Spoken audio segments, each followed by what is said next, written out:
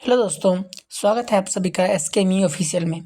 आज हम लोग बात करने वाले हैं एसकेएमयू सेमेस्टर 5 मेजर पेपर 11 हिंदी के बारे में। अगर दोस्तों आपका मेजर 11 में हिंदी है तो आपके लिए ये वीडियो और ये क्वेश्चंस बहुत ही ज़्यादा इंपॉर्टेंट है।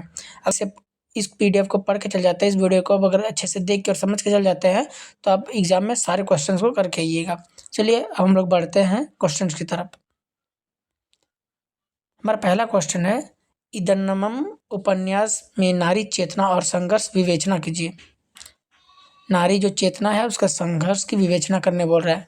मैं आपको इसको शॉर्ट में समझाता हूँ।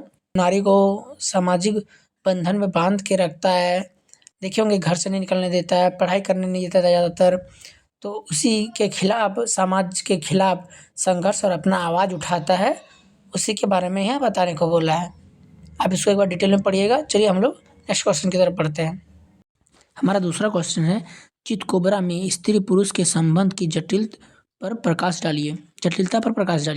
देखिए, चितकोबरा में स्त्री और पुरुष के संबंधों को बताया गया है और इसमें नारी जो है वो चैलेंज करता है समाज को, अपने लिए और स्त्री समाज के लिए वो आवाज़ उठाता है।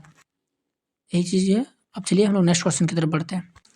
उपन्यास में ग्रामीण स्त्री जीवन की समस्याओं पर चित्रण कीजिए। देखिए, फिर भी वही बात है, जो ग्रामीण में स्त्री रहती है, जो सिर्फ घर तक ही सीमित रह जाती है, उनको पढ़ने लिखने नहीं दिया जाता है, उनको स्वतंत्रता नहीं दिया जाता है कि वो अपने से कुछ कर पाए, इसलिए आगे नहीं बढ़ पाता है। तो और समाज के खिलाफ जाती है, अपना आवाज़ उठाती है।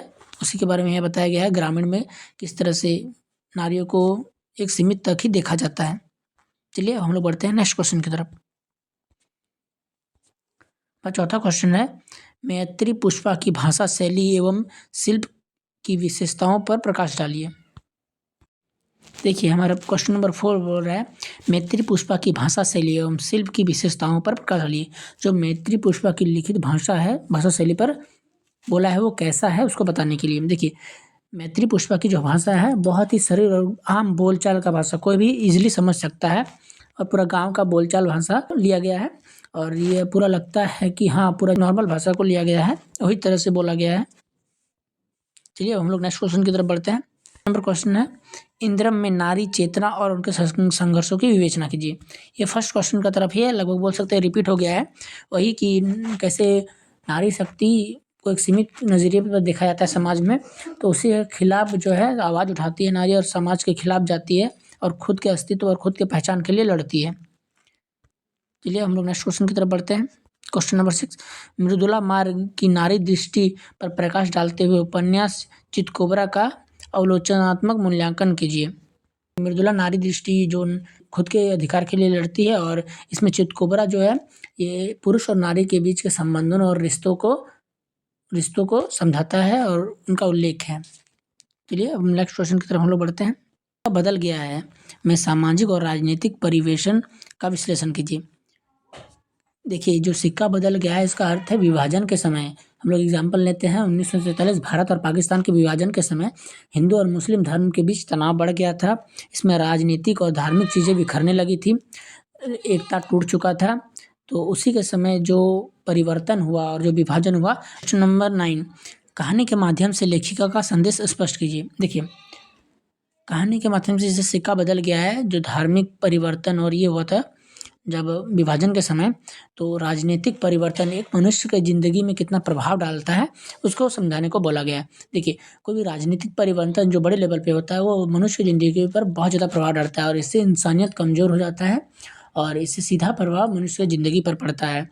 तो इससे एक दूसरे के बीच भरोसा और तनाव को कमज़ोर करता है। हमारा क्वेश्चन नंबर 10 है, अकेली कहानी में स्त्री विमर्श की अभिव्यक्ति पर प्रकाश डालिए। देखिए, अकेली कहानी में जो लेखिका हमसे कहना चाह रहा है, जो लेखिका अपनी स्वतंत्रता और सामाजिक बंधनों को चुनौती करती है, उसे मुकाबला करती है और उनके ज़िंदगी में जो संघर्ष है वो सामने आता है, उसी को यहाँ समझाया गया है। हम शॉर्ट में समझा दिए, आप इसको डिटेल में देख लीजिएगा। चलिए हम लोग बढ़ते हैं नेक्स्ट क्वेश्चन की तरफ।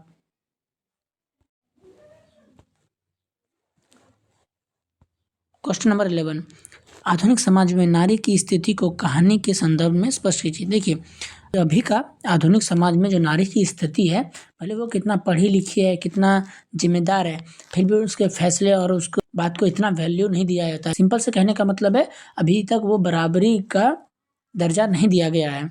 तो उसी के बारे में यह समझाया गया है कि कैसे नारी के अकेलापन और अपने जीवन में संघर्ष का सामना करना पड़ता है। वो काबिल होता है, फिर भी उसको काबिल लायक नहीं समझा जाता है। चलिए अब हम लोग नेक्स्ट क्वेश्चन की तरफ पढ़ते हैं। देखिए हमारा क्वेश्चन नंबर 12 है, पगला गई है भागवती में स्त्री शोषण की समस्याओं का विश्लेषण कीजिए। देखिए पगला गई है भागवती, ये एक कहानी है जिसके अंदर एक भागवती नाम की लेडीज होती है। उनको समाज और परिवार में उतना सम्मान नहीं दिया जाता है, उनका शोषण होता है, उनको अकेलापन और शोषण का सामना करना पड़ता है। तो वो किस तरह से खुद के सम्मान के लिए संघर्ष करती है, वही इस कहानी में बताया गया है कि अपने सम्मान, अपने अधिकार के लिए किस तरह से फाइट करती है। डिटेल में एक बार इसको पढ़ लीजिएगा। चलिए अब हम लोग बढ़ते हैं नेक्स्ट क्वेश्चन की तरफ। ये मेरा लास्ट क्वेश्चन है। देखिए हमारा क्वेश्चन नंबर 13 है, अकेली कहानी में मुख्य विषय क्या है। देखिए अकेली कहानी में ये बताया गया है कि एक महिला अपने आत्मनिर्भरता और अपने पहचान के लिए किस तरह से संघर्ष करती है और किस तरह से समान दर्जा नहीं देता है, उनके लिए वो फाइट करती है, लड़ती है समाज से, और समाज में इज्जत मिले और घर में इज्जत मिले, इसके लिए वो लड़ती है। उसी को यहाँ दिखाया गया। इन सभी क्वेश्चंस को देख के और पढ़ के ये समझ में आया कि इसमें सिर्फ नारी शक्ति का ज़्यादातर उल्लेख है। नारी शक्ति किस तरह से अपने सम्मान, अपने अधिकार, अपने समाज में पहचान और आत्मनिर्भरता पर सवाल कर रही है और उनको ये मिलना चाहिए कि नहीं, उस पर सवाल किया है। तो यही सब सिर्फ है इन क्वेश्चंस में। तो अगर ये वीडियो आपको अच्छा लगा हो, हेल्पफुल लगा हो, तो लाइक, शेयर एंड सब्सक्राइब कर दीजिएगा। और इस पीडीएफ का लिंक हम डिस्क्रिप्शन में डाल देंगे, वहाँ से आप इसको डाउनलोड करके डिटेल में अगर पढ़ लीजिएगा अच्छे से, उसके बाद एग्ज़ाम देने जाइएगा। आज की वीडियो को यहीं एंड करते हैं, तब तक के लिए बाय बाय।